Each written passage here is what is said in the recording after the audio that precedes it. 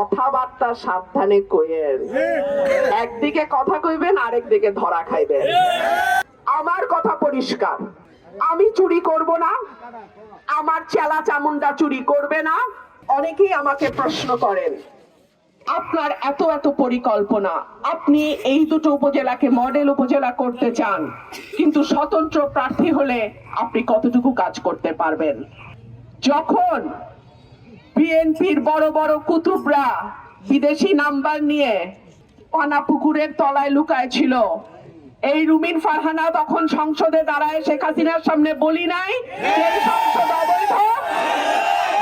আমি একা কতদূর করতে পারি আর পারি না সেটা আপনারা দেখেন নাই।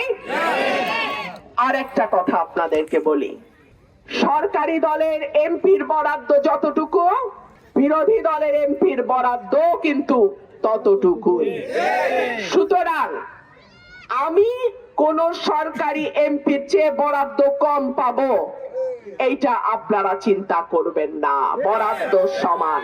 হ্যাঁ, সংরক্ষিত মহিলা এমপির বরাদ্দ অনেক কম, সেই কারণে আমি সংরক্ষিতর ব্যাপারে বলছি আমি আর সংরক্ষিত হব না। কারণ সংরক্ষিতর বরাদ্দ এত কম যে ওইটা দিয়ে কোনো কাজ, দৃশ্যমান কাজ করা যায় না। কিন্তু নির্বাচিত এমপির বরাদ্দ সে সরকারি দলের হোক আর বিরোধী দলের হোক সমান। আর একটা প্রশ্ন করি, সরকারি দলে কোন দল যাবে আগের থেকে জানি কেমনে?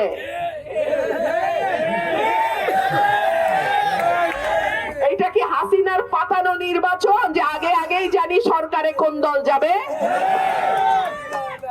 কথাবার্তা সাবধানে কইেন। একদিকে কথা কইবেন, আরেকদিকে ধরা খাইবেন। তো কথাবার্তা যত কম তত ভালো।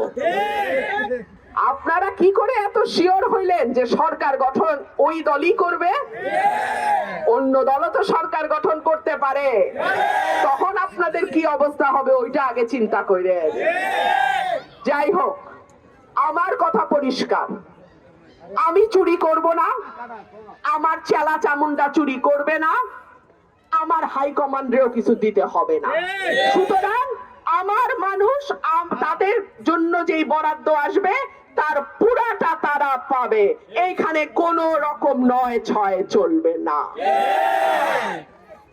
প্রিয় ভাইরা আমার, অনেকে আছেন প্রবাসে, অত্যন্ত কষ্ট করে আপনারা আমাদের দেশের অর্থনীতিকে টিকিয়ে রাখেন, কিন্তু বাংলাদেশের মাটিতে যখন আসেন তখন আপনারা যথেষ্ট সুযোগ সুবিধা পান না। এমনকি বিদেশে যেতে হলেও আপনাদেরকে নানান রকম হয়রানির মধ্যে পড়তে হয়। ইনশাআল্লাহ, আল্লাহ যদি কবুল করেন, আগামী 12 তারিখ যদি আপনারা আমাকে ভোট দেন, আমার প্রবাসী ভাইরা যারা বিদেশে আছেন এবং যারা যেতে চান, তারা যাতে সহজে কম খরচে দালালের হাতে না পড়ে বৈধ উপায়ে কিছুটা ট্রেনিং নিয়ে দেশের বাইরে যেতে পারেন, আমার এলাকা থেকে ইনশাআল্লাহ সেই ব্যবস্থা আমি করব। একই সঙ্গে আপনার পরিবার যাতে এলাকায় নিরাপদ থাকে, আপনার মা বোন যাতে পরিবার সহ এলাকায় নিরাপদ থাকে, ইনশাআল্লাহ সেই দায়িত্ব আমার।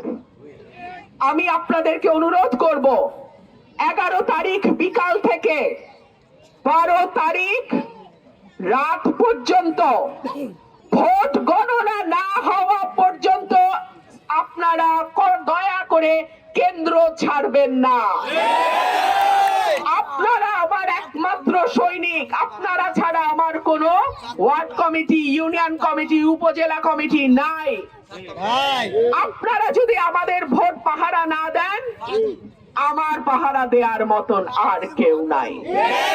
আপনাদেরকে অনুরোধ করব, ভোট পাহারা দিয়ে কেন্দ্রে কেন্দ্রে ফলাফল ঘোষণা হওয়ার পর সই দিয়ে আমাকে জানায়া তারপরে আপনারা কেন্দ্র ছাড়বেন, তার আগে না।